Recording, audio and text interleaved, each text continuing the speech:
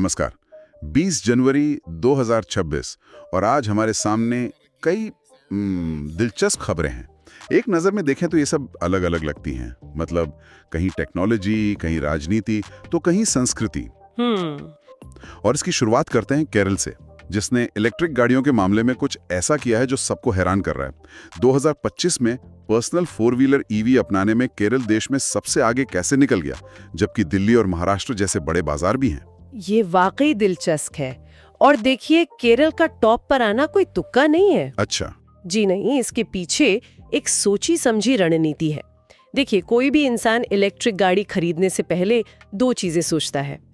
एक, क्या मुझे इसे चार्ज करने की सुविधा आसानी से मिलेगी, और दो, क्या ये मेरी जेब पर भारी तो नहीं पड़ेगी। सही, सबसे जरूरी सवाल। केरल ने इन दोनों सवालों का जवाब दिया।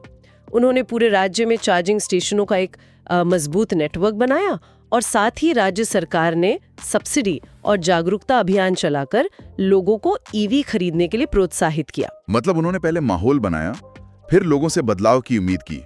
ये तो किसी भी बड़े बदलाव का सही तरीका है ना? बिल्कुल। और ये काम उन्होंने 2019 में अपनी ईवी पॉलिसी लॉन्च करके ही शुरू कर दिया था। ओह, तो ये काफी पहले से चल रहा है। जी, और नतीजा ये है कि आज राज्य में बिकने वाली कुल गाड़ियों में लगभग 12% से ज्यादा इलेक्ट्रिक है, जो एक बहुत बड़ा आंकड़ा है। 12%? हाँ। एक बात और, अगर हम 2-व्हीलर और 4-व्हीलर दोनों को मिला दें तो केरला और कर्नाटका में कड़ी टक्कर है। अच्छा। लेकिन सिर्फ पर्सनल कारों की बात करें तो केरला साफ तौर पर विजेता है। वाह। तो तकनीकी बात को आगे बढ़ाएं तो केरल जहां सस्टेनेबल ट्रांसपोर्ट का भविष्य बना रहा है, वहीं तमिलनाडु आर्टिफिशियल इंटेलिजेंस यानी एआई का। खबर है कि भारत का पहला सॉवरेन एआई पार्क तमिलनाडु में बनने जा रहा है। यहाँ ये सॉवरेन शब्द ये बहुत अहमियत रखता है। इसका मतलब क्या है? सॉवरेन शब्द ही इस पार्क की सबसे बड़ी खासियत है। इसका सीधा सा मतलब है अपना, जिस पर हमारा नियंत्रण हो। अपना? हाँ। आज दुनिया में एआई को चलाने वाला सारा डेटा वो बड़ी बड़ी विदेशी कंपनियों के पास है। वो हमारे डेटा का इस्तेमाल करके अपने एआई मॉडल बनाते हैं और फिर हमें ही बेचते हैं। सॉवरेन एआई पार्क इस निर्भरता को खत्म करने की एक कोशिश है। तो इसका मतलब ये हुआ कि जो भी डेटा इस एआई को सिखाने के लिए इस्तेमाल होगा, वो भारत में ही रहेगा। जैसे हमारे सर्च पैटर्न या ऑनलाइन शॉपिंग की आदतें, उन पर विदेशी कंपनियों का कंट्रोल नहीं होगा। आपने बिल्कुल सही पकड़ा। डेटा भारत में रहेगा, टेक्नोलॉजी पर हमारा नियंत्रण होगा और एआई का विकास भारत की जरूरतों के हिसाब से होगा। सर्वम एआई के साथ मिलकर तमिलनाडु सरकार जो ये 100 करोड़ का प्रोजेक्ट शुरू कर रही है, उसका लक्ष्य सिर्फ 1000 नौकरियां पैदा करना नहीं है, बल्कि एआई में भारत को आत्मनिर्भर बनाना है। तो एक तरफ भविष्य की टेक्नोलॉजी, तो दूसरी तरफ आपका पड़ोसी राज्य कर्नाटक तकनीक का इस्तेमाल एक बहुत पुरानी और उलझी हुई समस्या को सुलझाने के लिए कर रहा है। जमीन के झगड़े? हाँ, जमीन के झगड़े। उन्होंने जमाबंदी लैंड रिकॉर्ड्स में सुधार किया है। ये सुनने में थोड़ा सूखा विषय लगता है, लेकिन इसकी अहमियत बहुत ज्यादा है। बहुत ज्यादा। आप सोचिए, भारत में लाखों परिवार ऐसे हैं जिनकी जिंदगी दशकों से सिर्फ एक गलत कागज की वजह से अदालतों में उलझी हुई है। सही बात है। जमाबंदी सुधार इसी समस्या की जड़ पर वार करता है। सालों से अटके हुए म्यूटेशंस, रिकॉर्ड में गलतियां, इन सब को ठीक किया जा रहा है। कर्नाटक वैसे भी प्रॉपर्टी रिकॉर्ड्स के डिजिटलीकरण में आगे रहा है और ये उसी दिशा में एक बहुत बड़ा और जरूरी कदम है। और शायद यही सोच महिला उद्यमियों के लिए लॉन्च किए गए गृहलक्ष्मी डिजिटल मार्केटिंग पोर्टल के पीछे भी है।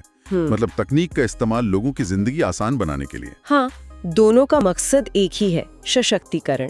जमाबंदी से संपत्ति का अधिकार मजबूत होता है, तो गृहलक्ष्मी पोर्टल से महिलाओं को आर्थिक आजादी मिलती है। और ये पोर्टल अमेज़न या फ्लिपकार्ट जैसा सिर्फ एक और बाजार नहीं है। अच्छा, इसमें क्या अलग है? यहाँ सिर्फ वेरीफाइड महिला उद्यमियों के बनाए उत्पाद ही बिकेंगे। इससे ग्राहकों को क्वालिटी का भरोसा मिलता है और उन महिलाओं को एक राष्ट्रीय बाजार मिलता है जो शायद अब तक सिर्फ अपने गांव या शहर तक ही सीमित थी।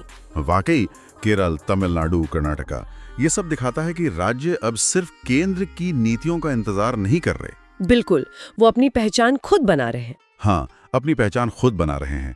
और ये पहचान सिर्फ टेक्नोलॉजी या प्रशासन में ही नहीं, संस्कृति में भी दिखती है।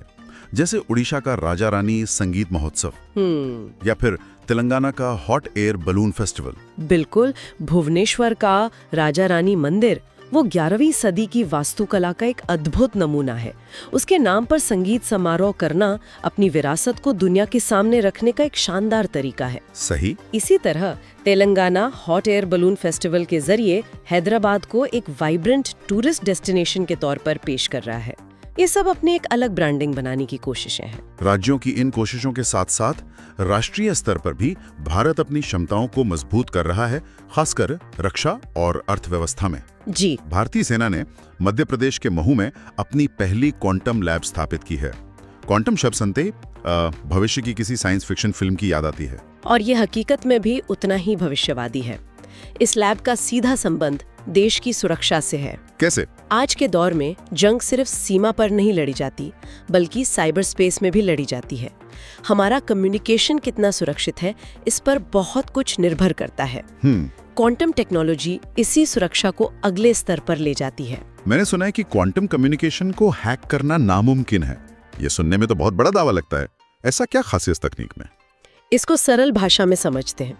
सोचिए, अगर कोई जासूस दो लोगों की फोन पर हो रही बातचीत सुनने की कोशिश करे तो उन दोनों को पता नहीं चलता। सही। लेकिन क्वांटम कम्युनिकेशन में अगर कोई डेटा को देखने या कॉपी करने की कोशिश भी करता है तो डेटा का स्वभाव ही बदल जाता है। मतलब चोरी की कोशिश तुरंत पकड़ी जाती है और संदेश खुद ब खुद नष्ट हो जाता है। यही इसकी सबसे बड़ी ताकत है। ये लैब हमारी सेना को भविष्य के साइबर युद्धों के लिए तैयार करेगी। ये तो हुई देश की सुरक्षा की बात। अब अगर अर्थव्यवस्था की सेहत देखें तो वहां भी एक दिलचस्प कहानी सामने आई है, आईपीओज की। जी। सेबी के मुताबिक आईपीओ की संख्या के मामले में भारत दुनिया में पहले नंबर पर है। ये तो कमाल की बात है, लेकिन क्या इसका मतलब ये है कि हमारी छोटी छोटी कंपनियों भी अब बाजार में आ रही हैं, या ये कुछ बड़ी कंपनियों का ही दबदबा है? ये एक बहुत अच्छा सवाल है। देखिए, संख्या में नंबर 1 होना ये दिखाता है कि भारत में एक मजबूत स्टार्टअप इकोसिस्टम है और कंपनियां पब्लिक मार्केट से पैसा जुटाने में हिचक नहीं रही हैं। लेकिन जब हम कुल जुटाई गई रकम यानी वैल्यूएशन की बात करते हैं तो भारत तीसरे नंबर पर है। अच्छा, तो वैल्यू में तीसरे नंबर पर? जी। वित्त वर्ष 2025-26 में 413 से ज्यादा आईपीओ आए, जिनसे करीब 2 लाख करोड़ रुपए जुटाए गए। तो इसका एक आम निवेशक के लिए क्या मतलब है? इसका मतलब है कि बाजार में निवेश के लिए मौके बढ़ रहे हैं। छोटी और नई कंपनियों के आईपीओ में पैसा लगाने का मौका मिल रहा है, जिनमें ग्रोथ की संभावना ज्यादा हो सकती है। हालांकि जोखिम भी ज्यादा होता है। हाँ, जोखिम भी ज्यादा होता है, पर ये दिखाता है कि भारतीय अर्थव्यवस्था में सिर्फ बड़ी कंपनियां ही नहीं बल्कि नई और उभरती कंपनियां भी आगे बढ़ रही हैं। ये अर्थव्यवस्था की गहराई और मजबूती का संकेत है। भारत में तो ये सब हो रहा है, लेकिन दुनिया में क्या चल रहा है? स्विट्जरलैंड के दावोस में विश्व आर्थिक मंच की बैठक शुरू हो गई है। दावोस। हाँ, यहाँ दुनिया भर के नेता हर साल मिलते हैं, लेकिन आलोचक कहते हैं कि यहाँ सिर्फ बातें होती हैं, जमीन पर कुछ नहीं बदलता। क्या इस बार के एजेंडे में कुछ ऐसा है जिससे असल बदलाव की उम्मीद की जा सके? दावोस की आलोचना हमेशा से होती रही है और कुछ हद तक जायज भी है। इसे अमीरों का क्लब भी कहते हैं। हाँ बिल्कुल, लेकिन इसका महत्व इस बात में है कि ये दुनिया के सबसे शक्तिशाली लोगों को एक मेज पर लाता है। यहाँ पर्दे के पीछे जो बातचीत होती है उससे कई बार बड़े वैश्विक नीतियों की दिशा तय होती है। तो इस साल क्या मुद्दे हैं? इस साल क्लाइमेट चेंज और एआई का नैतिक इस्तेमाल, ये मुद्दे एजेंडे में सबसे ऊपर हैं, जिन पर किसी एक देश का नहीं बल्कि पूरी दुनिया का भविष्य टिका है। दावोस में तो दुनिया के बड़े बड़े मुद्दे हैं, लेकिन एक देश ऐसा है जहां लोकतंत्र का संघर्ष सड़क पर है, वेनेजुएला। वहां की विपक्षी नेता मारिया कोरिना माचाडो ने अपना 2025 का नोबेल शांति पुरस्कार डोनाल्ड ट्रंप को भेंट कर दिया है। ये एक बहुत ही असामान्य और सांकेतिक घटना है। बहुत असामान्य। इसके पीछे वेनेजुएला की पूरी राजनीतिक त्रासदी छिपी है। निकोलस मादुरो 2013 से सत्ता में हैं।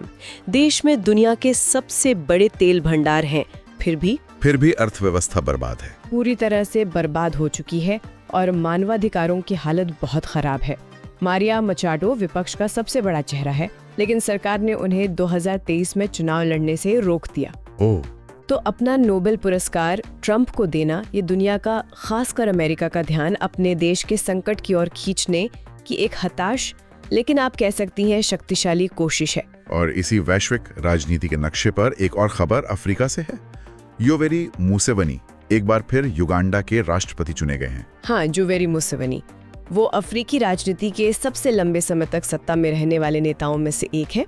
उनका फिर से चुना जाना युगांडा की राजनीति में स्थिरता और निरंतरता का प्रतीक है, लेकिन साथ ही इस पर विपक्ष को दबाने और सत्ता पर पकड़ बनाए रखने के आरोप भी लगते रहे हैं। दुनिया की राजनीति से वापस भारत की जड़ों की ओर आते हैं। 16 जनवरी को तिरुवल्लवर दिवस मनाया गया। हमें से कई लोगों ने शायद उनका नाम सुना हो, लेकिन उनकी विरासत कितनी गहरी है ये कम ही लोग जानते हैं। वे तमिल भाषा के एक महान कवि और दार्शनिक थे। उनकी रचना तिरुकुरल को तमिल वेद भी कहा जाता है। तमिल वेद? जी, इसमें सिर्फ कविता नहीं बल्कि जीवन जीने का पूरा दर्शन है। नैतिकता, राजनीति, प्रेम, सब कुछ। ये दिवस तमिलनाडु और पुडुचेरी में बहुत सम्मान के साथ मनाया जाता है। कन्याकुमारी में उनकी एक विशाल प्रतिमा भी है। मैंने सुना है उसकी ऊंचाई में भी एक खास संदेश छिपा है। हाँ, ये कमाल की बात है।